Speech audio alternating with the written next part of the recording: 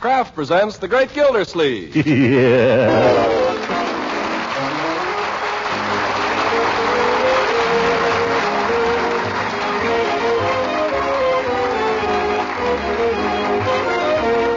Cheese Company will also bring you Bing Crosby every Thursday night. Present each week at this time Harold Perry as the Great Gildersleeve, written by John Whedon and Sam Moore. We'll hear from the Great Gildersleeve in just a moment. But first, have you seen the new chart of the basic 7 food groups just released by Uncle Sam? Well, if you follow this guide and serve foods from each of the 7 groups every day, your family will be well nourished.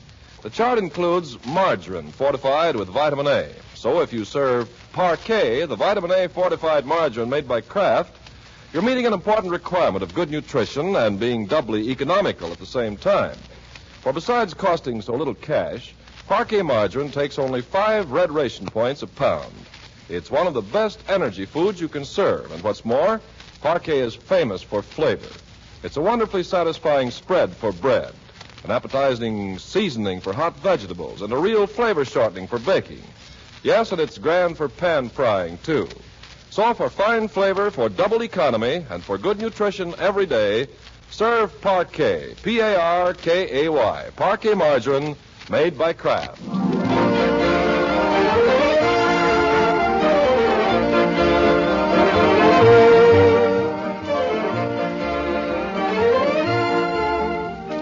Oh, what is so rare as a day in June? Then, if ever, come perfect days. Well, it's one of those rare days in June, Saturday morning to be exact, and it's raining cats and dogs.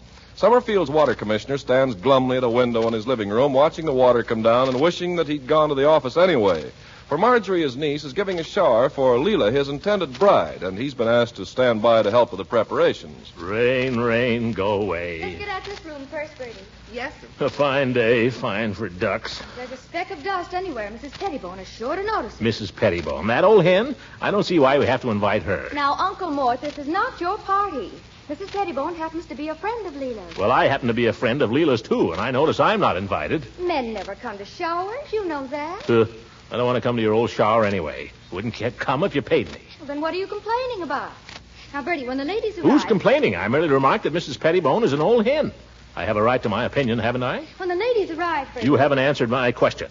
Have I or have I not a right to my opinion? Oh, Uncle Mort, I'm busy now, and you're an old grouch. Now, get out of here. Come on. Bertie, when the ladies arrive, I think we'll just have them put their things in Uncle Mort's study. Sure. Where do we put Uncle Mort? Just give him an apple and let him go sit in the coal bin. All right, then. Show them up to my room, Bertie. May I inquire what you're going to do at this party? Do? Yes. Nothing but a bunch of women. Are you just going to let them sit and stuff themselves and criticize each other? What are you going to give them for entertainment? What do you mean by entertainment? Well, I don't know. A little music, for instance. Helps to liven up a party. I love life and I want to live. Uncle Mort, if you're hinting that you'd like to sing that corny old ballad for the ladies... It's not a corny old ballad, and I'm not hinting. Well, you're not singing either. This is strictly a party for the ladies.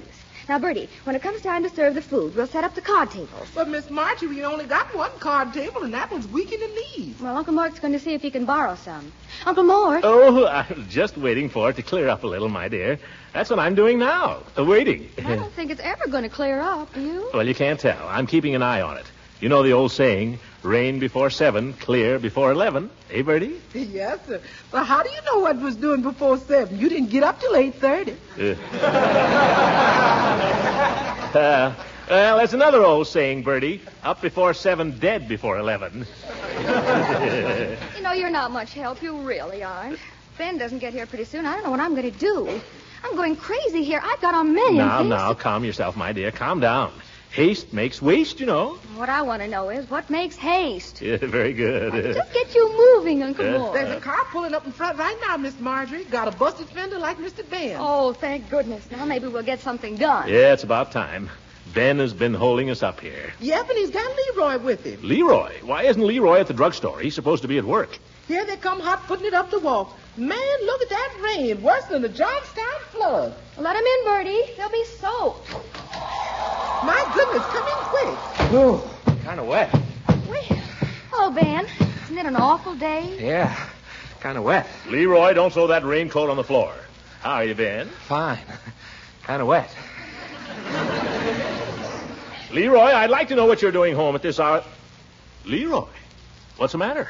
Leroy, honey, what happened to your eye? Why, it's all black. Leroy. Well, anyway, he was bigger than me. And he didn't fight fair. I would have beaten him, but... Now, Leroy, let's be fair. He wasn't. He had a ring on. All right, now, just a minute, my boy. Pull yourself together. Ben, do you know anything about this? All I know is I was driving over here and I found him walking along the rain crying. I was not crying. I was not. Oh, Leroy, honey, you come here to Bertie. No, let me alone. Now, Butch, remember what I told you. I'm not crying. I'm just mad. Yeah, we know you're not crying. Tell us how it happened, my boy. I didn't do a thing. He just all of a sudden hit me when I wasn't looking. With a ring on. And his knuckles stuck out. They did? That's inevitable. Who hit you? What was his name? By George, I'll see his father about this. I don't know his name, but he was bigger than me. Where did this happen? Down at the drugstore. At the drugstore? Wasn't Mr. Peavy around? Yeah, he was there. Didn't he have anything to say about it? Yeah, he said I could have the rest of the day off. Oh, well, that was nice of him. Now, you better run upstairs, young man, and change those wet clothes. Okay. One of these days, I'm going to give you a little instruction in the art of self-defense, Leroy. And when you come down, Bertie's going to fix that eye for you. I know how. Oh? How does it happen you're an authority on black eyes, Bertie? Well, Mr. Gildersleeve, with my first husband, they was chronic. Yes. Oh? What was the treatment he favored? Beefsteak. Inside of 3 days, the eye's as good as new. Oh, well, it may be a good cure, Bertie, but it's obsolete. Now, these days, people get black eyes just trying to get beefsteak. Uncle Mort, I hate to keep after you, but we've got to get those card tables for Mrs. Pettibone. Oh, card table, certainly, my dear. Ben and I'll go get them, won't we, Ben? Huh? Sure. What? Just have to borrow a few card tables. And the punch bowl. And don't forget, you've still got to arrange to get Lila over here. Lila? Oh, yes, my goodness. Don't give it away now. Remember, we want the whole thing to be a surprise. Surprise. Don't worry, just leave it to your Uncle Mort. Come on, Ben. We'll have to take a car, I guess. Yeah, kind of wet. Yes. Well, what shall we take? I take mine, but it's in the garage, and as long as yours is out in front, how you fix for gas? I'm a little low myself. Well, all I got's about half a gallon. Great. Let's go then, my boy.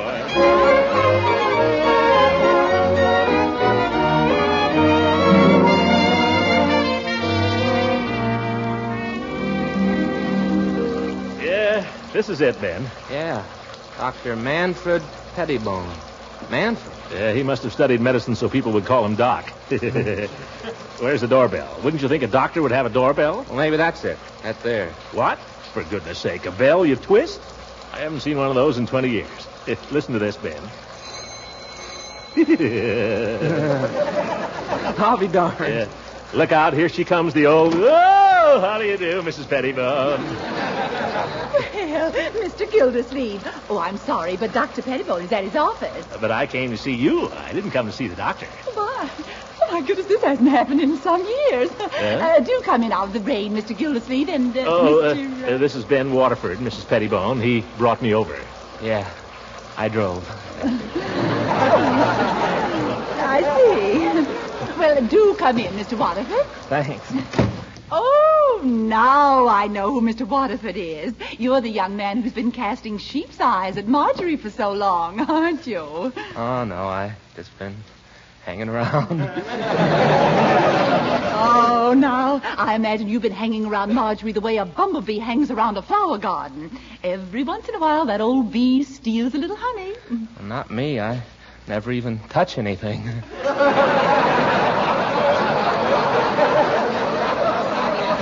Well, I think you're a lovely boy, and you tell Marjorie I said so. Yes, ma'am, I'll tell her. Oh, no. But, gosh, you better borrow the stuff, Mr. Gildersleeve. Stuff? Oh, yes, Ben. Mrs. Pettibone, you know about the shower Marjorie's giving for Mrs. Ransom. Oh, yes, I'm looking forward to it. Well, Marjorie thought if you could lend us a bridge table or two. Certainly, Mr. Gildersleeve, I certainly. Do you need anything else? No, I don't think so. What's the matter, Ben? Punch bowl. Oh, yes, a punch bowl. Oh, I thought so. Mighty few people want card tables without wanting my cut glass punch bowl. Now, if you'll step this way, gentlemen, the punch bowl is out here in the dining room. Oh, thank you. Yeah, come on, Ben. Oh, Mr. Gildersleeve, I'll bet you're happy these days, aren't you? Me? Oh, I remember how happy Manfred was in the days before we were married. Yeah, sure he was. So was I. Of course, I know Mrs. Ransom is so happy. I'm awfully glad she is, because often when a woman's marrying for the second time, it's so difficult to avoid comparisons. But I must say your Lila is simply radiant these days. I saw her in the furniture department at Hogan's yesterday, and she was having a marvelous time. What was she looking at? Everything. She looked at a dining room suite and a living room suite and a playroom set. Playroom? Leroy's too old for a playroom. Mr. Gildersleeve, this was a grown-up playroom, like the stars have out in Hollywood. I believe they call them rumpus rooms. Oh, so? Yes. Oh, reading about them, I've often thought it would be thrilling to have a little rumpus with Humphrey Bogart. Yes, where is the punch bowl? Oh, of course, you've got to hurry back. Well, now, here, you'll be awfully careful of this, won't you? It belonged to my father's mother. They were the Whites of Terre Haute. Oh, yes, I'll be careful. And, Mr. Waterford, you'll be careful of the tables. This one is a little weak in the leg. Oh, yeah. Well, thanks, Mrs. Pettibone. I may see you this afternoon at the shower. Well, I hope so. Yeah. Oh, look at that rain. Gosh, can't run with 2 card tables. Footsteps are slippery. We'll be all right. Goodbye, Mrs. Pettibone. Goodbye. Bye. Yeah. Now, take it easy, Ben. Take it... Hey, look out, Mr. Gildersleeve. Mercy, Mr. Gildersleeve, did you crack my punch bowl? No, but by George, I certainly bruised my bridge table.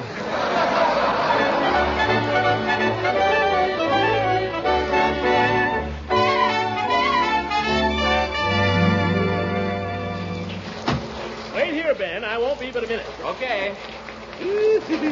Oh, brother, what a day. What a day for a shower. Ooh, I wonder if Leila heard me. Throckmorton, why, you poor darling, you're wet. Yeah, I know. It's raining, Leila. Oh, well, come in quick. Oh, what on earth possessed you to come out on a day like this, Throckmorton? Oh, nothing. I just happened to be driving around. I like the rain anyway. Do you? So do I. I think it's so romantic. I just don't like to go out in it is all. By the way, Leila, what are you doing this afternoon? This afternoon? Why, I don't know. What are you doing? Me? Mm? Oh, well, I'm afraid I'm going to be busy this afternoon. Oh. You came all the way over here in the rain to tell me you're going to be busy this afternoon. Well, so am I. I didn't mean it that way, Leila. If you must know, I'm planning to spend the entire afternoon burning old love letters. Leila, I've only written you 3. Gracious. Do you think you're the only man who ever wrote me love letters? Huh? Why, my husband Beauregard wrote me letters whose memory I shall treasure all my life, to mention only one of many. Beauregard. I bet he wrote a fine legal love letter. To whom it may concern, by these presents, be it known whereas the undersigned... I think that is an extremely bad taste. Extremely. Well, you keep talking about Beauregard. Beauregard was a gentleman. Whatever else you may say about him, he was a gentleman. All right, he was a gentleman. He was handsome, too. All right, he was a handsome gentleman. And his soul goes marching on. I wish you wouldn't keep digging him up, Leila. I didn't come over here to talk about Beauregard anyway. I was sent over to deliver an invitation. Invitation? Yeah. You can accept it or not, I don't care. I think these hen parties are a lot of nonsense anyway. A party? Well, what kind of a party? I can't tell you. It's a secret. Oh, please. Now you've got me all curious. Tell Leila, please. No. If you'll tell me, I'll tell you a secret. About Beauregard. Beauregard? Well, what about him? Well, it's true that he was a gentleman. I know, you said that. And he was handsome. You said that, too. But he had the biggest feet in Savannah, Georgia. Now tell me about the party. Oh, I can't. I promise not to, Lila. But I'll give you a hint. Oh, all right. What is doing outdoors right now? It's raining. What's another word for it? Pouring. No. I'll tell you, Lila. What do you see a rainbow after? Afternoon? No. Well, I never saw one in the morning. Look, Leila, what do you take when you come in from working in the garden and you're all hot and dusty? You take a drink. You take a drink. Leila, what is it your friends give you when you're about to get married and they think you haven't got enough potholders? Well, I'm afraid I'm not very good at guessing games, Throckmorton, am I? Don't you worry, honey. You just come over to my house about 3 and bring a bushel basket. You better bring your umbrella, too. It might shower. The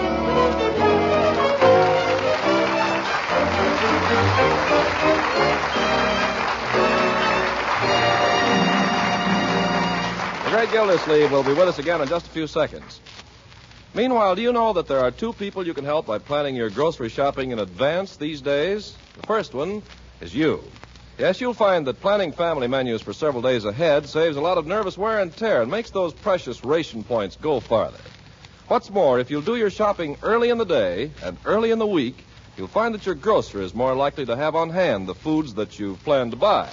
And speaking of your grocer, he's the other one you'll help by planning family buying in advance, and he deserves the help that you can give him. Yes, though rationing and ceiling prices may mean work for you these days, just think of what they mean to him. Extra work and extra trouble every day, long after hours, planning, buying, shelving hundreds of foods. You'll learn his thanks by planning and by shopping early. And if it happens that he's sometimes out of favorite products like Parkay margarine, remember it's because of heavy demand and wartime shortages. Just remember that your grocer is doing his important best. He's helping to win this war by serving you. So help him all you can.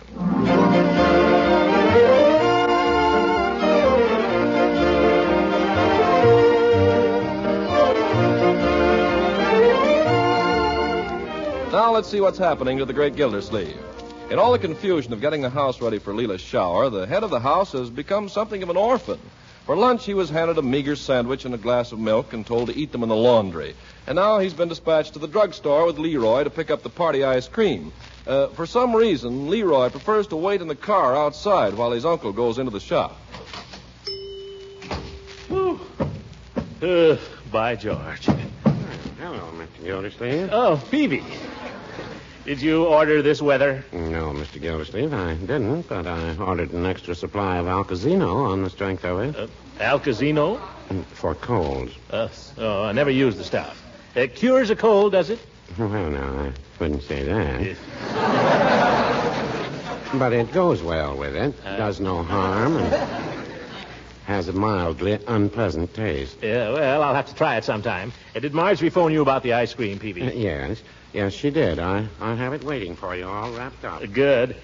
Say, what's this I hear about Leroy getting into a fist fight down here this morning? Oh, that was very regrettable. Very. I was sorry that happened. Yeah, the boy was bigger than Leroy, too, I understand. Well, no, I wouldn't say that. Huh? They were pretty evenly matched as to size, but Leroy seemed to be a little lacking in technique. Oh, well, I'm afraid I haven't done right by the boy. The windmill approach. Suicide. Tell me, Peavy, how did the fight start?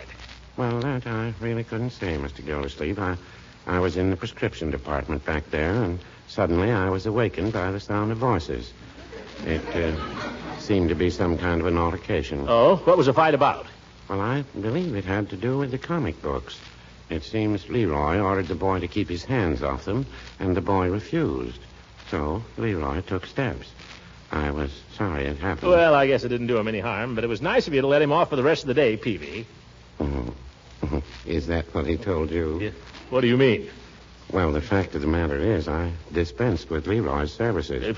You did? As of this morning. Yeah. I was sorry to do it, but we have a rule here. Never hit a customer. Well, no wonder he didn't want to come into the store with me. Wait till I get that kid home. Oh, now, Mr. Gildersleeve, boys will be boys. As a matter of fact, I was planning to hire him back again Monday. Well, I got a few things to say to him in the meantime. How much is the ice cream? That'll be 70, and 3 is 73. There you are. $1. Yeah. Yes, and you tell Leroy to come around and see me Monday, and I think we can patch up our little differences, provided there's no more fighting. Yeah, I'll tell him, Peavy, and thanks. And you might also tell him... Yes? If he must fight, for goodness sakes, don't lead with his nose. Yes, just... I'll take that up with him. I'll make a note of it. Goodbye, Peavy. Goodbye, Mr. Gildersleeve.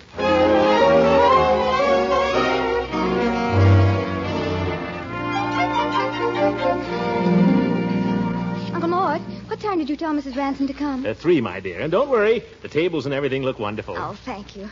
But wouldn't it be awful if she didn't come? What would we do? Give me the shower. I love egg beaters. Oh, silly. That's the awful thing about surprise parties. You're never sure who's going to be surprised. Oh, nobody's surprised. They just pretend they are. There. Not Lila. We have a little signal. Yes, I know. I bet it's Mrs. Pettibone. Yeah, she'd hate to miss anything. Now, you get out of sight, Uncle Mort. You too, Leroy. Judge Hooker. What? Why, that old... Marjorie. Hello, Leroy. Well, where'd you get the black eye? Oh, heck, I was just beginning to forget it. I just dropped in to see if you needed any card tables, Marjorie. I hear you're giving a party. Oh, well, thank you, Judge, but we really don't need any more. I've got one right here in the car. Just happened to be passing, and, do I smell chicken salad? You might. Well, nothing I can do to help. No, not a thing, Judge. Sorry if you've gone to any trouble. That's all right. I haven't a thing in the world to do this afternoon anyway. I just happened to be passing by. Put down that olive, Hooker. No, you made me swallow the pit. Don't worry, it wasn't a pit. It was a pimento. Thank goodness. Well, I can see you're all busy. As I say, I just chanced to be passing, and I... Well, I'm sorry, Judge. I'd ask you to stay any time but this, but see, I'm giving this party, and it's for ladies only, so you'll just have to go on home. All right, Marjorie, I can take a hint. And you needn't laugh, Uncle Mort, because you won't be at the party either. Your job is to entertain Leroy this afternoon. Hooker, you get out of here. I'm going. Have a nice afternoon, Gildy. Marjorie, you don't mean that. I do indeed, Uncle Mort. Can't I even stay till Lila gets here? No? But Marjorie, I'm the bridegroom. Yes, but this isn't the wedding. Oh. It's the shower for the bride, and if you want it to be successful and pleasant for Lila, keep Leroy happy. Keep Leroy. All right, my dear, for you and Lila. Gosh, sis, just to give Mrs. Ransom a couple of pots and pans, do I have to spend a horrible afternoon? Young man, it's going to be horrible for both of us. Go into my study.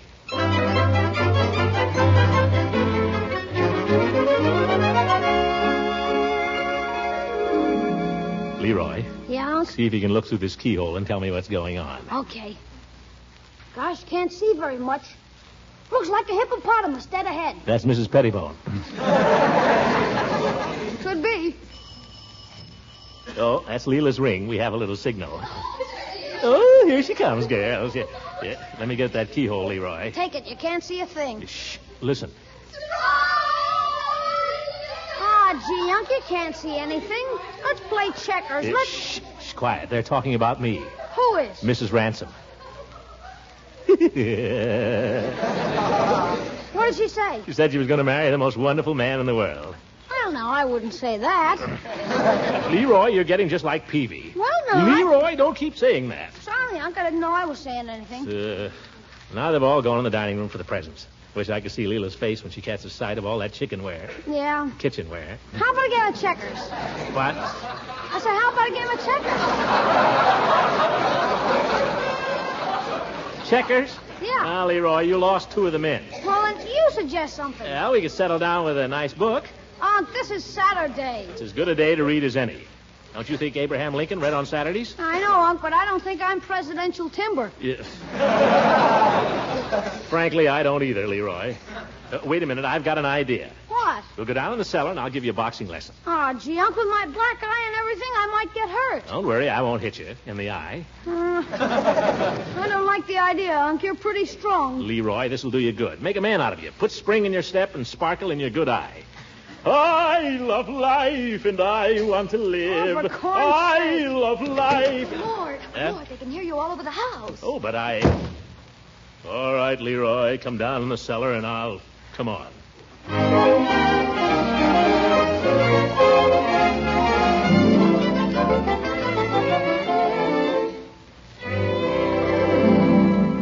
Now, my boy, the first thing to learn in boxing is the stance. You balance lightly on the balls of the feet, left foot forward, left arm extended, like this. You look just like those pictures of John L. Sullivan in his long underwear. John L. was a great fighter, young man. Now, let's get started. First comes the matter of training. A good fighter does 9/10 of his work before entering the ring. Oh, gosh, Unc, all that stuff is in the book. Besides, I'm in good condition. Here, feel this muscle. Very good, but you... Let me see yours. All right, here. Jeepers, hard as a rock. I managed to keep pretty fit. Diet is important, of course. Don't tell me you're on a boxing diet, Unc. Well, not strictly. I like to keep a little above my actual fighting weight. Are you kidding? All right, Leroy, let's mix it a little now, and I'll show you a thing or two. Will you teach me some tricks? Tricks? What kind of tricks? Oh, you know, like stepping on the other guy's foot. Leroy, that's no good with a clever opponent. I'll show you the best trick there is, though. Simple as ABC and just as deadly. What is it, Unc? It's the feint, my boy. You feint for the body with your right, then hit for the jaw with your left. It's the element of surprise, and it never fails. Gee, how do you do it? I'll show you. Here. I start a punch towards your stomach, you see? You put your guard down, and I come across and hit you in the jaw. Wow. Let me see now. I start for your stomach, That's your right. guard goes down, and wham, right in the jaw. That's it. Now try it again, but don't hit hard. Okay. Swing on the stomach and then cross to the jaw. Perfect. Thanks, Unc. I'll murder him with that. Yeah, I hope you will. Of course, I don't have to let you hit me if I don't want to. What do you mean? There's a defense for everything, you know, my boy. I'll show you. You try to hit me, and if you land a real punch, I'll give you $1. You mean hit you hard? Certainly. Don't worry, I know how to block it. Okay. There goes. That's the... Gosh,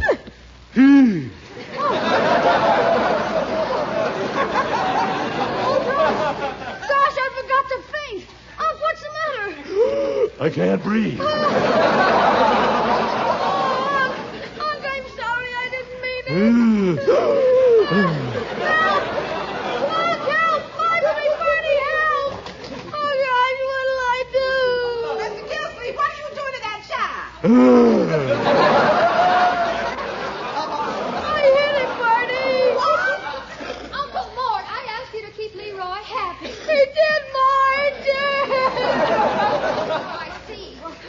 Mort, what's the matter? Can't get my breath. He needs artificial respiration. No, he don't. I tell you, I hit him. Oh, for heaven's sake, what's happened to my poor Throckmorton? I say we ought to treat him for sure. Oh, Throckmorton, you poor darling. Really nothing, Lila. He'll be all right in a minute. Now, let's go back to the party, everyone. It's just a little accident. It was not. Oh, I think Throckmorton should join us. Oh, now, Uncle Mort can take care of himself. You're all right, aren't you, Uncle Mort? You're going to leave me all alone? You see, he's all right. If you ladies want, I'll sing for you. Oh, would you? I warn you, if he sings... Yeah, he'll really corn it up. Yep. Now, Leroy, suppose we just leave it to the ladies. What would you ladies like to hear? Oh, Mr. Gildersleeve, I wonder if you'd sing a song I just love. What's that? I love life. That's all, brother. Mrs. Pettibone. Has anybody ever told you you're a woman of rare charm? Oh, what a character.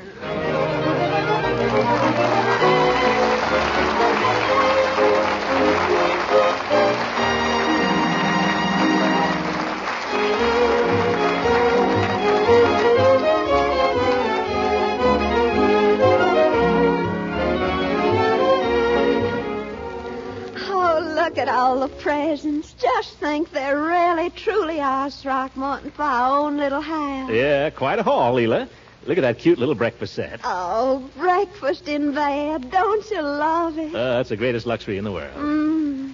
Darling, I'm so glad I'm marrying somebody who appreciates breakfast in bed. You know what?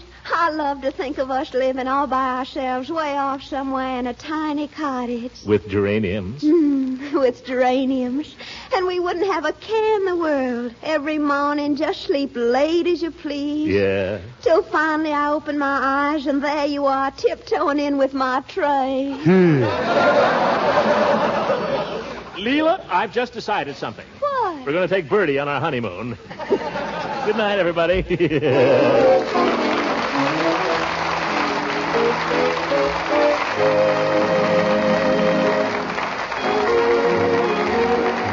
Music heard on this program was under the direction of Claude Sweet. And this is Ken Carpenter speaking for the Kraft Cheese Company, inviting you to listen in again next Sunday for the further adventures of the great Gildersleeve.